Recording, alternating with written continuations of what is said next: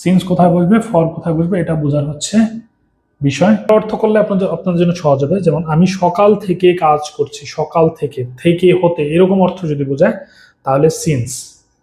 আর ধরে বা বেপি, বেপি আমি 2 ঘন্টা ধরে কাজ করছি, I have been working for 2 hours.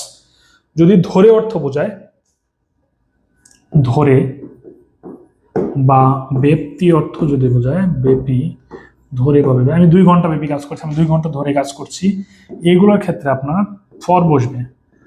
আর যদি হতে বোঝায়,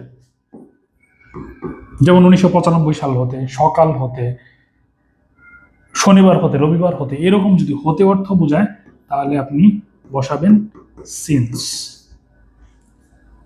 বুঝে গেল? আমি সকাল হতে কাজ করছি, I have been working since morning. আমি 5 ঘন্টা ধরে কাজ করছি, I have been working for 5 hours. I have been working for 5 hours. আশা করি বুঝতে পেরেছেন। ফরটা হবে পিরিয়ড অফ টাইমের ক্ষেত্রে। পিরিয়ড অফ টাইম, একটা হচ্ছে পিরিয়ড অফ টাইম আর একটা হচ্ছে point of time. Point of time নির্দিষ্ট সময় বোঝাইলে সিন্স, আর পিরিয়ড অফ টাইম অর্থাৎ সময়ের ব্যক্তি বোঝাইলে 5 ঘন্টা, 10 ঘন্টা বা একটা অনেক লম্বা সময়, সেটা যদি বোঝায় তাহলে হচ্ছে আপনি ফর বসাবেন। ক্লিয়ার?